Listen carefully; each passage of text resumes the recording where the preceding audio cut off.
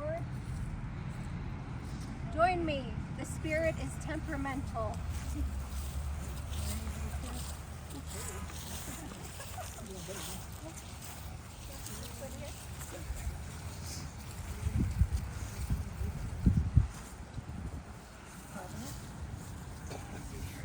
Keep moving, folks. I don't bite.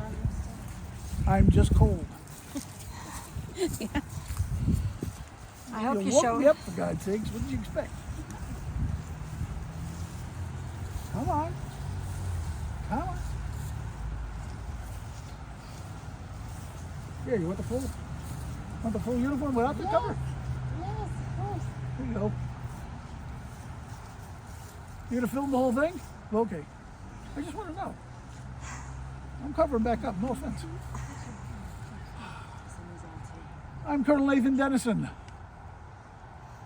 I came to Wyoming Valley with my bride in 1769, January of 1769. We are one of the first 40 in here. That's why this town is called 40 Fort, because they built a fort right down the road and named it after the first 40 settlers. By the way, my father bought the land in Connecticut. We lived in Windham, Connecticut, and he gave it to me because he bought a share in the Susquehanna Company.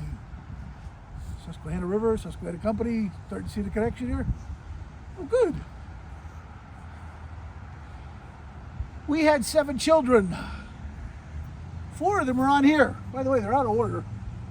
If you notice, we had Lazarus, Elizabeth, and Sarah. Sarah is the last of our children. She's born in 1749. I die in 1803. And Sarah's all of 11 years old. Yeah, you can go around that side. You'll see my wife. Actually, the first guy you see on this side is my father, Nathan. I'm Nathan Jr. Except I'm differentiated because I'm Colonel Nathan Denison. It's okay, go ahead, look. And then the woman below me is my wife. Elizabeth lived to what, 1812, I believe? 1812, yep. I'm dead by then.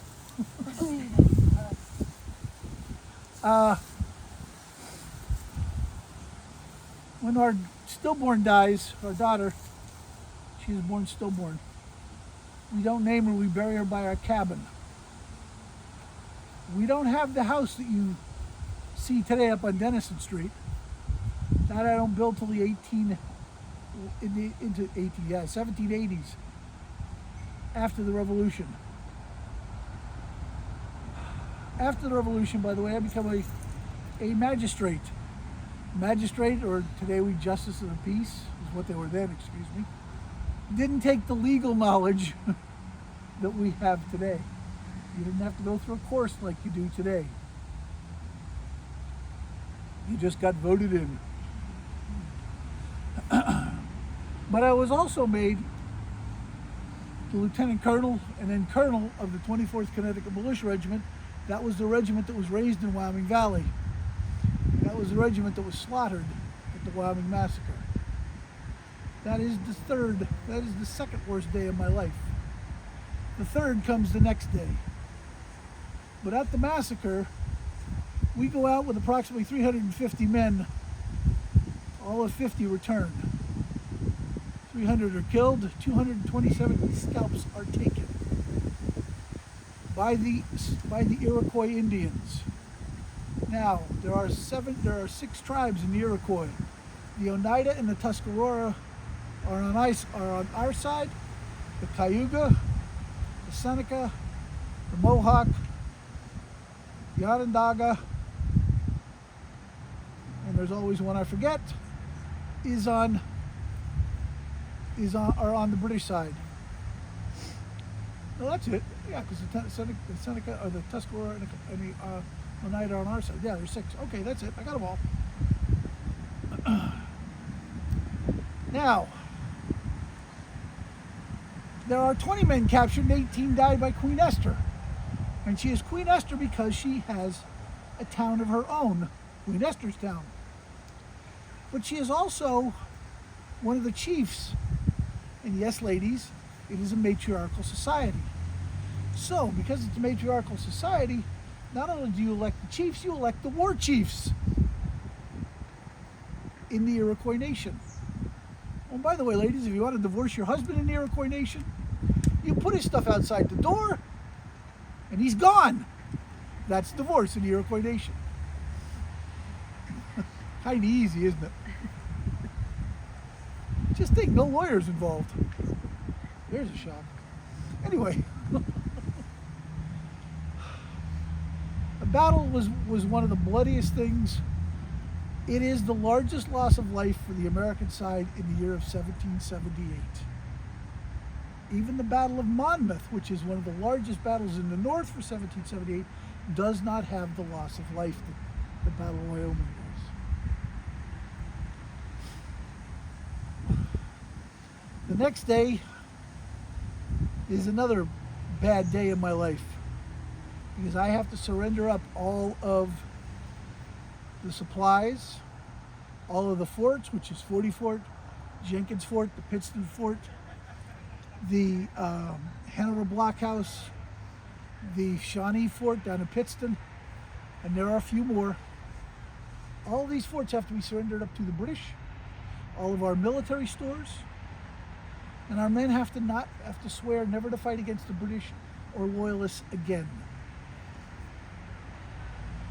That is a horrible day. That is July 4th, 1778, 2 years after the Declaration of Independence. We leave the valley. One other thing about the battle, it is also a civil war. There is actually a case of brother killing brother. And at this time I don't remember the name of the brothers.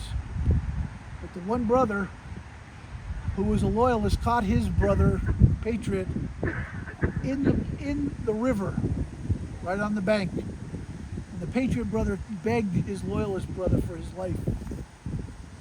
And there were Indians around at the time. And I believe they were Cayuga or they were Seneca, and I'm not sure which right off the top of my head. But he shot his brother because he called him a bastard patriot.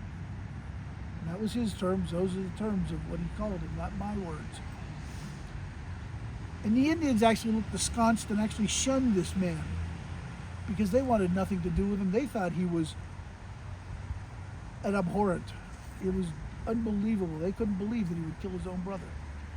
And they wanted to kill him, and they were actually stopped by a loyalist officer from killing this man, this loyalist. So when we left the valley, and we were allowed to leave, but the Indians burnt many of the homes and stole things out of it because we couldn't take anything. All we could take was what we could carry. We left, and we went down towards Sunbury to Fort Augusta. We went down to Easton, and we went up through what today you know is between 81 and the Turnpike, 80 and 380. We called it the Shades of Death to escape the Indians. And people made it back to Connecticut.